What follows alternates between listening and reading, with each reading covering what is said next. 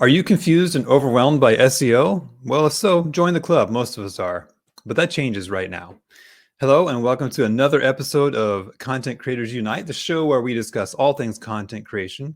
So if you want to learn how to grow your business using your blog, newsletters, ebooks, and more, you're in the right place. I'm your host, John Clements, and our guest for today is David Zimmerman. So David is an SEO coach who helps website professionals and content creators provide more value to their clients with productive SEO strategies and tactics. He's an SEO professional who has focused on content development for over 15 years.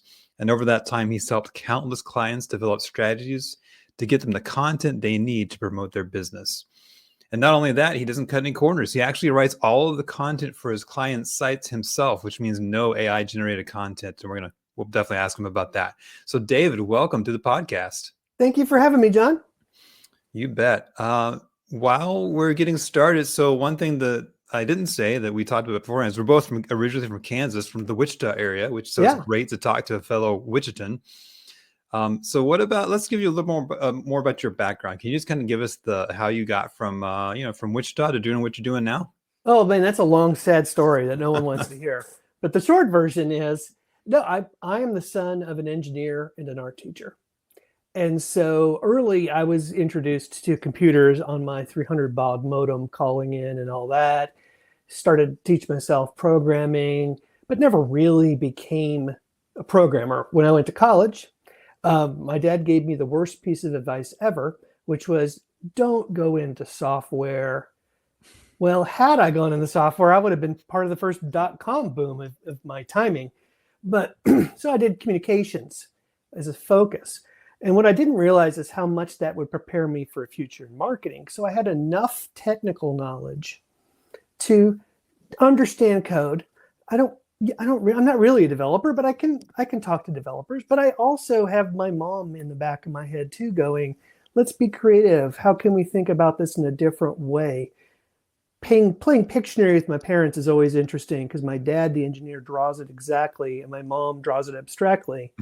Only I can translate between the two of them, and I bring that to modern digital marketing where I can talk to the developers in technical talk, but I can also understand the value of being creative in our marketing, and that's how SEO became a really great fit for me. Nice. Yeah, that's definitely takes that. There's a skill set there to be able to go between both of those worlds, and you're right, not everyone can do that. So what is it exactly about what you do? So you're an SEO coach, you help people learn about and kind of get on board with SEO. What do you wish everyone knew about that? What's exciting about that? Oh man, what's exciting is just that there's always something new to learn. Like this last year with the rolling out of learned language models, big shifts are coming, right? Google is desperately trying to catch up, right? I'm starting to see traffic to my clients from ChatGPT's website. Over the next year, SEO will be totally different. And that's what's exciting about it. It's always changing. There's always something new to learn. But at the same time, good SEO, as good marketing, it's not about tricks. We're not trying to trick Google.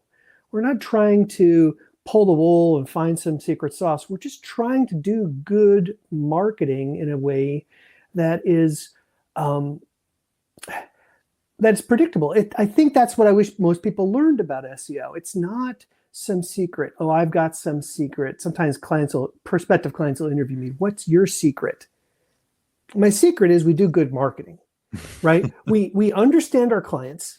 We understand what they're looking for, and we try to produce something that is of interest to them with an understanding that, we need to understand that the Google bot can understand our website and crawl it really well and clearly, with the understanding that some technologies make it easier or harder for Google to read content. And ultimately, we're not trying to follow the flash in the pan. We're trying to just do good marketing, and that's what good SEO is. And I think that's where sometimes people get wrong when it comes to SEO. Yeah, no, I agree. There's not necessarily a formula, I don't think, do A and B and then you get C. But to your point, yeah, focus on the quality, focus on what's in it for the reader, the consumer, And that's the basis of good SEO, because that's what Google wants to send people to, is what they want to read. Right. Yeah. And we're not ultimately, I mean, I have a frenemy relationship with Google. Ultimately, I'm not trying to fight Google, but sometimes I really hate Google, right? Like Google fights me when I'm trying to do the right thing. But sometimes it just is not, it's not a relationship of animosity. It's sometimes it's just frenemy. I hate you, but I love you at the same time. Yeah, I actually have a friend who works at Google. He would agree with you 100%. All right. So let's say, so you're an SEO coach. So let's say I'm coming to you as a potential client, and I say, okay, David, I want to learn about SEO. I don't know anything. I'm overwhelmed. I don't even know where to start. I don't want to learn to code. Like, how do I even get started? Well, that is a great place to start. And the first thing I would do with any online marketing, SEO, email, Insta, FaceTime, TikTok, whatever you're doing, is you need to measure your results. That's the advantage of what we do digital marketing wise over traditional or conventional marketing. Traditional conventional marketing is about market share and speculation and projections of the impact. With digital marketing, we know how many people came to your website and from where they came. And from that data, we can then say, okay, how many people contacted you, made a purchase, called your phone, from what source? We know what works and what doesn't, and we have data to do it. So the first thing we do before we do any marketing, whether it's SEO, email, whatever, is we set up tracking. And Google Analytics is a free product that does it right, does it well, and it's pretty easy to use. So the first thing you always do is you set up your tracking and you set up the goals so you know whatever you do is working. So the first thing is really not even an SEO thing, even if you're starting an SEO campaign. So that actually raises a question, because when I go to my Google Analytics page, I see a ton of graphs and charts and numbers. And again, let's say I'm this client and I'm coming to you and going, okay, well, now I've got all these numbers and I'm tracking 1,000 things, but like, what's important to look at? Yeah, exactly. So the bottom line is, how did people find you and what did they do when they found you? There's a lot of other information Google Analytics can report that isn't necessarily helpful to you. So for example, sometimes people like to report on number of pages viewed. Well, it might be good that your average pages per user is up.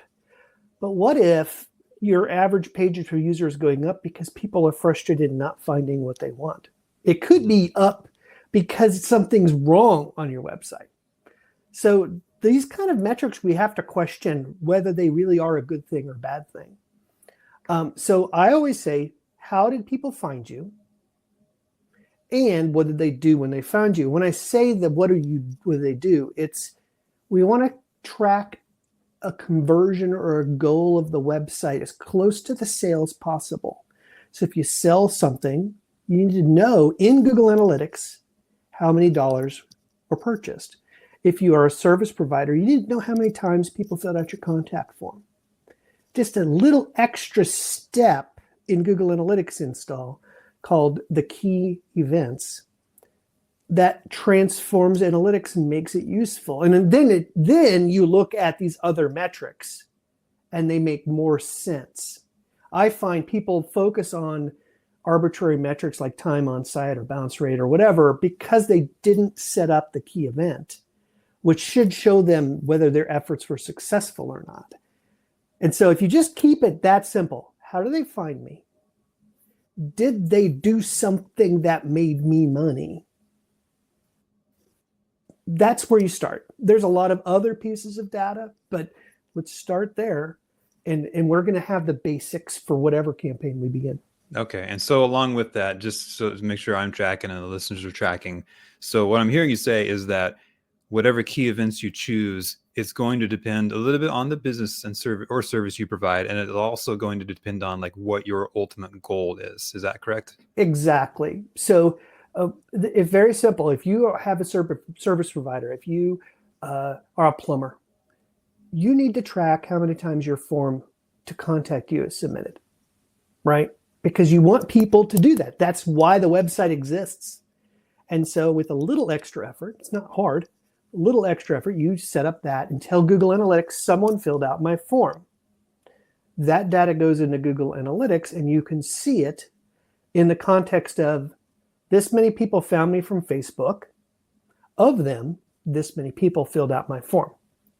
Now I know, and it can compare, is Facebook look better than TikTok? Does Facebook look better than SEO? And then the better is not just traffic, but completions of the goal. Okay. Yeah. And so that's basically like you're setting up the baseline. Yeah. Like this is the current state of my website or traffic. Okay, cool. So I've got that. And so, okay, that's great, David. I've got that. Now I understand my baseline, but I want to get better. Right. I want to increase those numbers. How do I do that? Yeah. Well, I think the second step is understanding your customer. Now we can call this customer research, or we can call, there's all kinds of fancy names for it. Because I'm an old SEO guy, I call it keyword research. And that's just the process of understanding how our customers might be searching for us. I recommend this for you whether or not you are going to do a search campaign. But if you're definitely doing a search campaign, you would start here. And this is just a whole process where we brainstorm all the ways we think someone might search for us. We actually go to Google. We look at what Google's people also ask, auto-suggest kinds of things. We get all this information. Again, data is our advantage. So we can then use various tools to get data associated with each of these phrases. And so we know objectively, not by intuition, but by raw numbers, more people look for this than that. And once we can put some numbers behind some ideas, we then prioritize what we want to focus on. And this helps us for SEO, obviously, because then we know what we're quote unquote optimizing for. But it helps for other campaigns too, because search as a marketing channel responds to demand, but can't create demand for a product. So if you're first to market, if you have something so different and so unique, nobody else knows to look for it, search isn't your marketing channel, right? Because it can't create demand for something. And so doing the keyword research will help you learn, search isn't my best marketing channel. As someone that does search, that's like, I'm admitting search isn't right for everybody. And I think that's where some people go wrong. So maybe you do something like social, which can do a better job creating demand for a product, right? But that's why that keyword research process is important. Now, along the keyword research process, you are going to find things like, what are some ideas to write about in my blog? What are some things and questions I should ask on my social media channel? Who are some of my competitors that I should look at that I might not have realized are competitors? So the keyword research process opens up your opportunities and helps you discover things you might not have seen in the first place. I had a friend who went and he's like, I'm going to do the keyword research process for my IT business. Great. It's perfect for that, right? He did all this research. He's like, I want to find out how people are looking for cloud services because that's what he thought people wanted. And he found the phrases people were looking for cloud services. But he also threw in some other ideas, and he learned not only were more people looking for cybersecurity services, but he's realized, I actually make more money from cybersecurity than I do cloud. And he pivoted his business because he's like, more people are looking for cybersecurity than cloud, and I make more money from it. Okay. So it's not even an SEO conclusion from this. Yeah. It ended up being a business decision for him. And he's like, okay, obviously I'm going to talk about cloud on my website because I offer that and I make money from it, but I'm definitely going to focus on cybersecurity because that's more profitable and more people were looking for it. And he realized all this helped that. And that's even before he began his SEO campaign. Yeah. And, I love that because, first of all, thank you for breaking down keyword research in a very easy to understand way right? It's it could be, if I'm hearing you right, as simple as going to Google and searching for some things that you think people might search for, and then kind of going down the rabbit trail. Like Right. it could be that simple. It could And be. then to tie it in, I love the story you told of someone who realized I'm selling the wrong thing. Because I'm an entrepreneur and I own my own business, and I've had to pivot over time, because when you start, you just don't know. But I never honestly thought about tying in like something that sounds so technical as keyword research with a decision to pivot my business to a more profitable market segment. Like that's a really good insight. Thanks. And the other way it's useful is a gut check on you. A lot of people in my main consulting business are B2B companies, and they're specialists in what they do. So they talk about their products in jargon that their customers don't know. And it doesn't help them to quote unquote rank for some internal jargon phrase when their customers are looking for something different. Sometimes I'll say, would you take money if a customer searched for the wrong word? Yes is always the answer. Yes. Well, let's talk about optimizing for the wrong word, even if you don't call it that. People who want to give you their money do. So we do. I had a client, actually a former boss had a Under Armour as a client, and they were kind of working with this whole new product. It was a high performance sports undergarment, and they're like, we want to optimize for that. And he did the keyword research, and he's like, so it's like underwear. And they're like, absolutely not. It is not underwear. Don't call it underwear. We put millions of dollars into market research. It is not underwear. It is a high performance sports undergarment. Nobody knew what that was. Nobody searches for that. Nobody searches for that. So you can do the market research all you want. And yeah, that's a selling.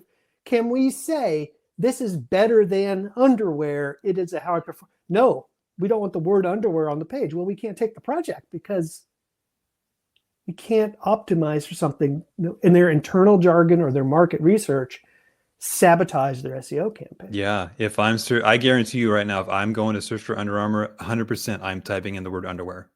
Guaranteed. Right.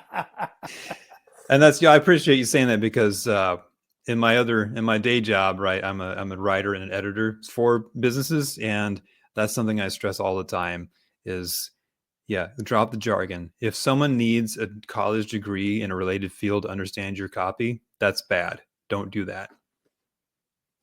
Yeah.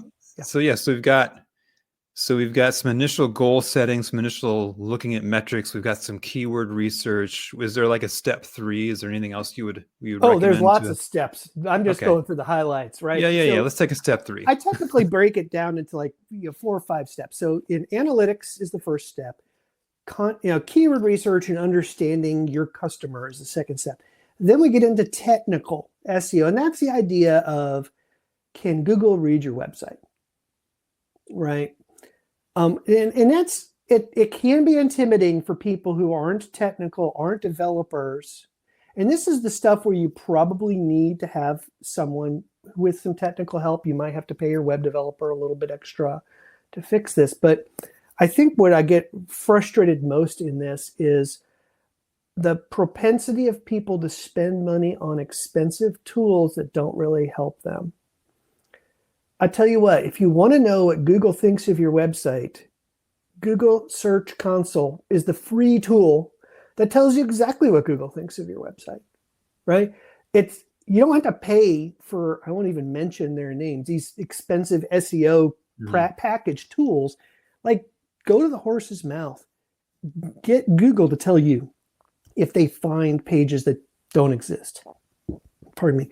If they are having a hard time reading part of your site, if they think your site's too slow, if they think there's another problem, go to Search Console and master that tool to at least know what you're looking for.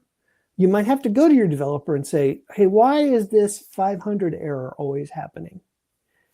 But your developer might be able to fix that for you. But those tools are great. Now, believe it or not, there's another search engine called Bing I don't know if you've ever heard it before. I have. Yeah. Bing Webmaster Tools is their equivalent product. It is light years ahead of Search Console. It is free. If you verified your site with Search Console, you can easily verify your site with the Bing Webmaster Tools. And that tool alone can do things like crawl your site for errors for you. It can help you do keyword research. It can, we'll get into link building later, but the things it does for free, a lot of times you have to pay expensive tools for. And so before you pay for an expensive tool in the world of technical SEO, start with the free tools, understand them, ask questions, talk with your web developer, and go. That's a lot of what you can do with technical SEO. And that's where I would start when it came to that.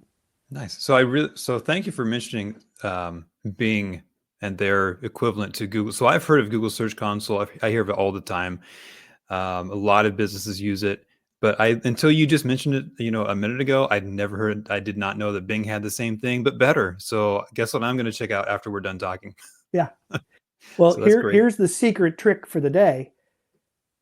ChatGPT is owned a lot by Microsoft, right? A lot of Microsoft money is invested in ChatGPT. So ChatGPT uses Bing as an index for its data. So if you're thinking about how the future of search is going, we really should be paying a lot of attention how Bing understands our websites, because ChatGPT, among other things, is using the Bing index.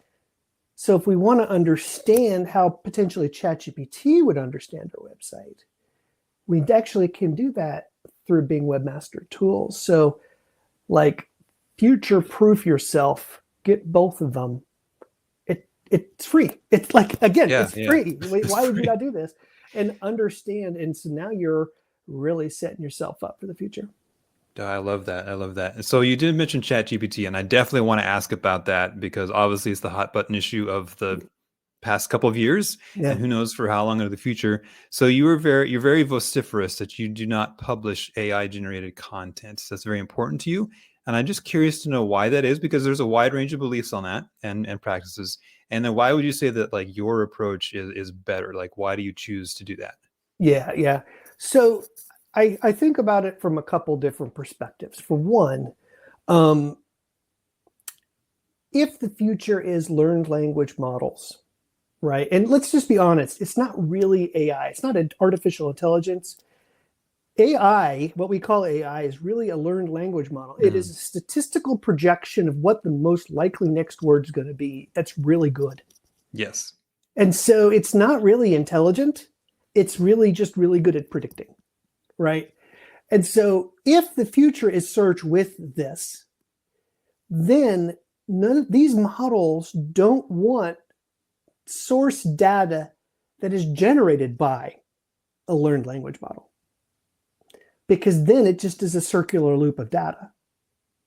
They want unique, interesting, well thought out, human written content. Okay.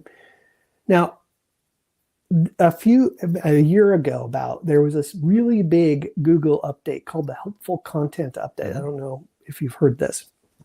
It's vicious. Like I've had web owners crying on the phone because it just devastated their business. And I'm not accusing any of them. I don't want to blame the victim here. But the reason Google pivoted to Helpful Content Update is they said they want us to stop just saying the same thing everybody else has already said and contribute something new to the conversation. That's the bottom line of the Helpful Content. LLM generated content, AI, ChatGPT, even the best ones, all they can do is reiterate the same stuff other people have already said. They can say it in a different way. It can pass a plagiarism checker, but it's just the same thing. It's nothing new. So what I've pivoted for my clients is to say, we don't have to publish every week. We don't have to publish 5 times a week. If the goal is to publish by quantity, the quality is going to diminish because we're going to have to cut corners somewhere. If we produce one thing a month and it's really good, it's never before been written about, it's a real expert who is writing this or has approved it after a ghostwriter has written it. Because let's be honest, I don't really write my clients' stuff. I have really good writers who write it, but my clients approve it because they're the experts and they can say, nope, that's not exactly right. Or you didn't consider this, and they make those nuanced changes that make the article really valuable. And so if we publish something, we want to publish something that's new, that's unique, that's never been thought of. AI, LLM can't do that. And so if we're preparing for the future, that's the way to go. But, the other way of thinking about it is, I had another way, but I forgot what it was. That's okay. You know what you made me think of though is, so you focused in on kind of the technical route of AI doesn't want to read other AI content because it's just gonna be a spiral to death, really, if that happens. But what that made me think of is, there's another customer, another group of people that want to write want to read new, inspiring, original content, and that's people. Like, that's what I want to read. What? Since we're talking SEO, we're not talking about people here. Oh yeah, I think we are. What? My mind, yes, of course. You're exactly right. Like, there was a great guy, SEO guy who's no longer with us, called he kind of took on the moniker Link Moses. And he used to say, "What would you do that SEO tactic if Google no longer existed?" That was prophetic. He didn't necessarily anticipate AI coming, but that's exactly right. So what's the worst thing that can happen if I take the time to write a really good article that's really helpful, that the client is proud of, and not kind of like, oh, really? Well, I guess it's for SEO, I'll publish it. And they're proud of, that they can stand behind. How bad could that really be from a marketing perspective? Okay, even if SEO isn't a thing, that's still a productive marketing tactic. Yeah, it's still valuable content. It's still, again, like you said, something you can be proud of. It's something you can repurpose if you want to later down the road. Yeah, there's all kinds of things you can do. But yeah, it's the baseline of quality. Like, that's where it's at. Absolutely. And sometimes people will say, well, but how can you detect this? So, like, I've done some tests with detecting tools of AI detectors, and like, I've thrown my content that I know I wrote. I'm not lying to myself. I wrote this, and it gets flagged as AI. I'll pull something off the web, or even something I had ChatGPT write for me, and I'll throw it in there like, this is great. Yeah, it's like, maybe let's just pretend the massive computing power that's behind Google still has a hard time detecting AI. Probably don't, but like, let's pretend they do. I still don't think it's worth it, but I bet you they do. And the same reason you and I, when we read something, we can be like, it's kind of got those little tells that were kind of hard to put my finger on. You're a better writer than I am, John, so you probably know. I know a bunch of them, yeah. Like, but like, I've noticed it's like super verbose sometimes, and like flowery where it doesn't need to be flowery, and yeah, you can kind of see it. So if I can kind of see it, that's just pattern recognition. And that's what AI does really well. AI detects patterns really well. So, like, you think Google can't tell your content? You're pulling the wool. Again, good SEO is not about pulling the wool over Google's eyes. We're not trying to get away. Technically, Google says it's okay to have AI content on your site. Okay, technically it's okay, but that doesn't mean it's a good idea. Yeah. I agree. Yeah. I mean, it all comes back down to quality. I mean, at the end of the day, if you want good SEO, focus on your quality, and that you're going to take care of 80% just right there, in my opinion. That's exactly right. Yes. So, David, I could talk with you forever about this, but we want to pivot real quick because I do want to ask you, I want to get to know you as a person a little bit better. So I am going to make the assumption that there's at least some portion of your day when you're not working. At least I hope so. So when you're not working, what do you like to do for fun? Oh boy. So my wife and I, we've continued our pandemic hobby of bird watching. Oh, nice. So we have kind of, we travel, we live in the Carolinas, so we can go to the beach or the ocean pretty easily. And sorry, the beach or the mountains pretty easily. And so we get a real variety of things that we could go see, even around our neighborhood. Sometimes we'll be like, wow, there's an indigo bunting. Who knew? So we get really nerdy about the birds that we've found. Getting away from a screen.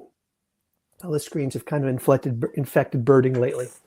Yeah. But, you know, we've really enjoyed just getting out, walking around, and looking up at the that's so wonders of the cool. world.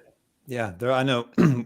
I'm not into birding, but I can tell you there's like, because I live in the Pacific Northwest, there's just all kinds of birds and wildlife that if you just stop and look, you can see them. Except for the owl that lives in my backyard that I can't see, but I can hear.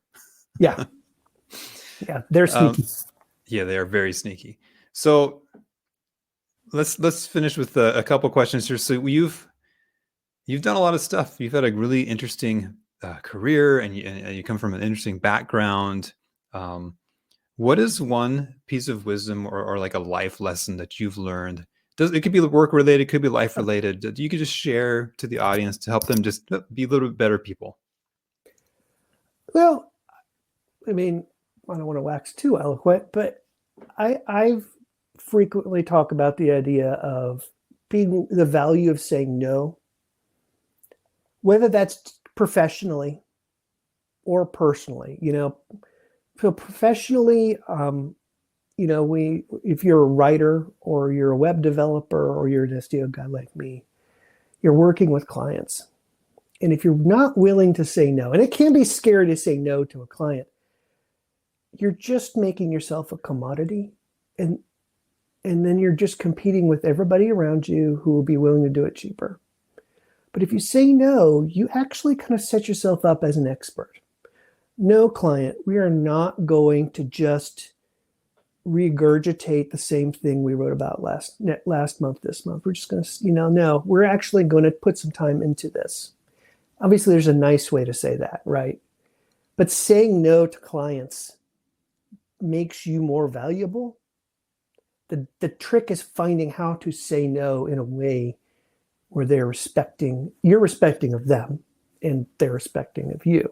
And obviously that translates into real life too, having boundaries with your real life, saying no to, another volunteer activity when you're already stretched thin and you won't be able to do other basic stuff, saying no to, things so that you can make maybe your family a priority or stuff like that. Saying no is hard. Some people pleasers like me especially have a real hard time saying no, but there's a real value in learning to say no, that once you realize that people will actually treat you better because you say no, it kind of pays for itself. Again, whether you're talking clients or personal life. I agree with you, because I actually, as you talk about volunteers, I actually had to step back from some volunteer roles earlier this year. I had to say no. They were great, they were wonderful, they were good. I enjoyed them, but to your point, like, well, I have got a business, I have a family, I have kids. Like, I'm stretched too thin, and it's making me not want to participate anymore. So I need to say no. And you know what? Everyone still likes me. You're right. My Yeah, wife still loves me. Like, it's okay. The world didn't end. yeah, And again, and that just allows another person to step up and volunteer and serve, who maybe wouldn't otherwise have done it. So, but what I think though, so I think that saying no is great, but I also think that a lot of people, after hearing you, are going to want to say yes to getting to know you a little bit more. So where can people go to learn more about you? well, if you can visit curiousants.com, you can keep up with me pretty easily. um, Curious Ants is kind of my coaching community, where people can actually learn the specifics of some of the processes we spoke about today. Like, for all the things we've talked about and so much more, we have written out step-by-step processes and videos for free on how to set up Google Analytics, how to set up a Google Analytics conversion or key event, how to do keyword research in using data, how to set up Search Console, and so much more step-by-step processes. It's all, I make it available for free. Between you and me, don't tell anybody, but Curious Ants is my side project. These are the processes I use for my real SEO clients. And so I just want to make good SEO available to other people. And I share the processes I use for my day-to-day clients so other people can provide good advice for their clients as well. Wow, what a great perspective. And we'll make sure to have that in the show notes, so you can just click on that link below and get right there. David, thank you so much for just dispensing so much value for free. What a wonderful conversation. And it's just such a great time to have you on the show today. Yeah, thanks, John. I really had a good time too. Yeah. And so for the listeners, if you enjoyed our discussion today, which I hope you did, be sure to subscribe. You don't want to miss out on these discussions. We have them every week. I bring on these amazing experts just to talk about what they're passionate about. And the benefit is you get to learn stuff and you get to become better too. And so make sure to like, comment, subscribe, do all the things. And with that, I hope you have a great day, and we'll see you next time on the Content Creators Unite podcast.